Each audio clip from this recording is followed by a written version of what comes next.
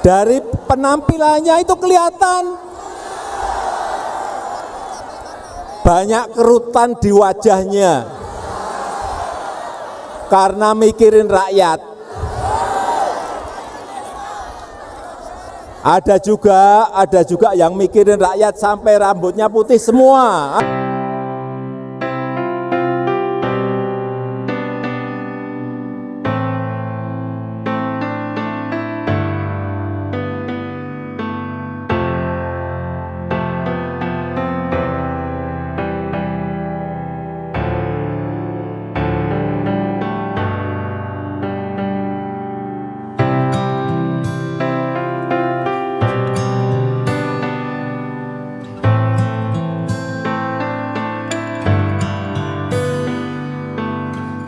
Kita ini hidup di negara yang mayoritas penganutnya adalah Islam.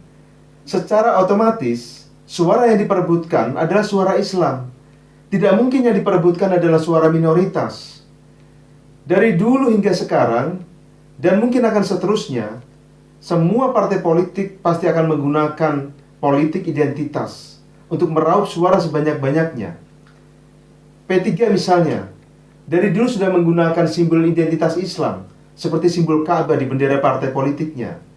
Kemudian ada juga partai yang menggunakan simbol salib. Apakah boleh? Boleh-boleh saja. Di negara demokratis sah-sah saja. Yang tidak boleh adalah menggunakan istilah politik identitas secara tidak fair. Misalnya karena tidak sejalan dengan pemerintah.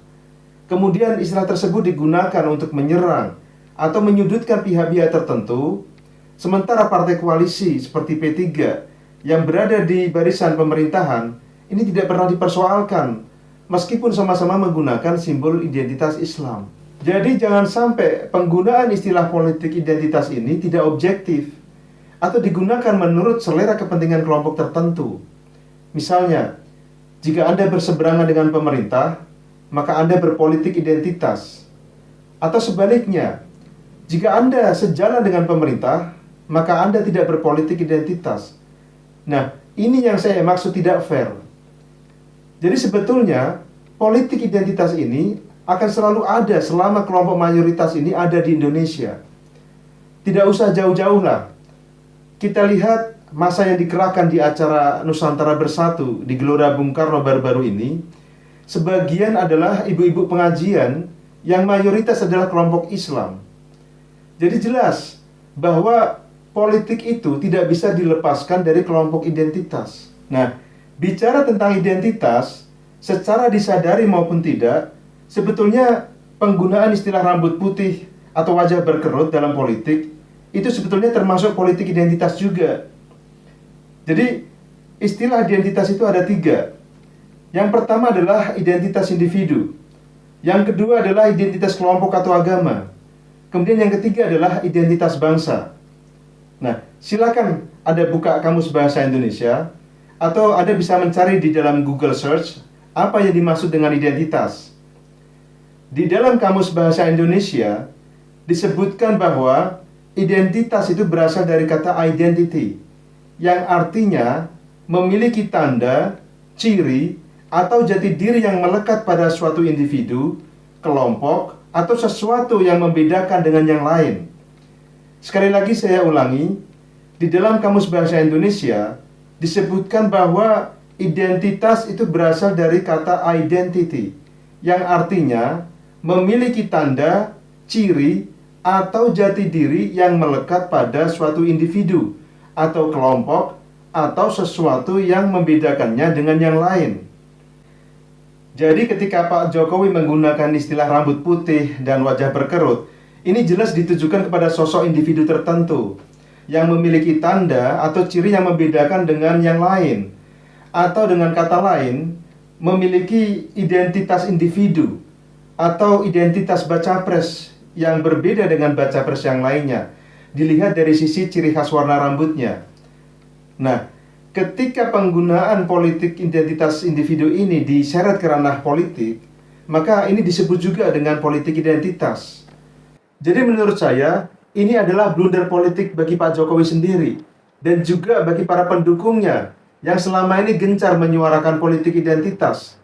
Tapi secara tidak sadar, Beliau terjebak sendiri dalam politik identitas, dalam konteks politik identitas individu. Nah, mestinya penasihat beliau atau pembuat naskah beliau ini memberikan masukan tentang resiko blunder politik penggunaan istilah identitas individu ini, karena jelas akan menurunkan citra beliau sendiri.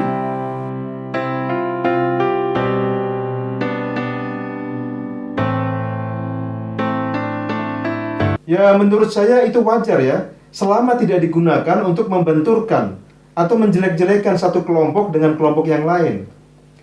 Yang namanya politik itu kan cara atau siasat untuk mendapatkan kekuasaan.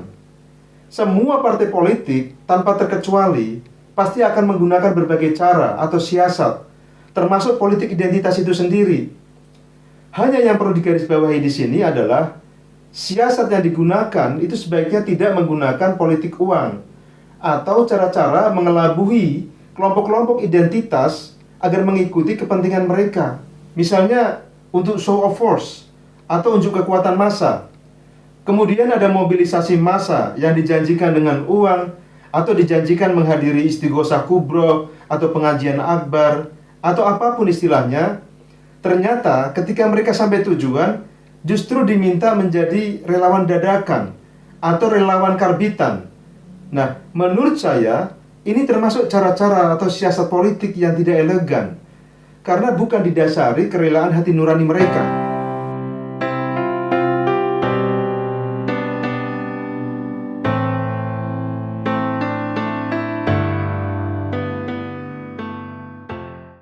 Menurut saya, sebaiknya tokoh-tokoh politik itu memberikan pemahaman dan pendidikan politik yang baik kepada masyarakat. Jadi, jangan mempersepsikan seorang pemimpin yang baik itu dilihat dari sisi penampilan fisik, seperti rambut putih dan wajah berkerut. Karena kalau itu dijadikan tolok ukur, maka saya khawatir nanti semua capres itu rambutnya akan dicat warna putih. Kemudian pemimpin yang rajin turun ke lapangan itu memang keharusan. Tapi jangan diartikan bahwa pemimpin yang berada di ruangan ber-AC itu tidak bekerja. Karena tugas utama seorang pemimpin itu sebenarnya adalah melahirkan pemimpin-pemimpin lainnya yang mampu menggerakkan seluruh komponen bangsa, yang mampu menggerakkan seluruh elemen bangsa agar bersinergi membangun bangsa Indonesia bersama-sama. Jadi, meskipun seorang pemimpin itu berada di ruangan ber-AC, selama dia memikirkan konsep dan visi misi yang jelas untuk kemajuan bangsa, untuk pembangunan bangsa Indonesia, saya kira tidak masalah. Saya yakin masyarakat kita ini sudah cukup cerdas bahwa pemimpin yang baik itu bukan dilihat dari bentuk fisiknya maupun tempat dia bekerja, akan tetapi dilihat dari visi misinya dan pencapaian kerja selama menjabat sebagai pelayan publik.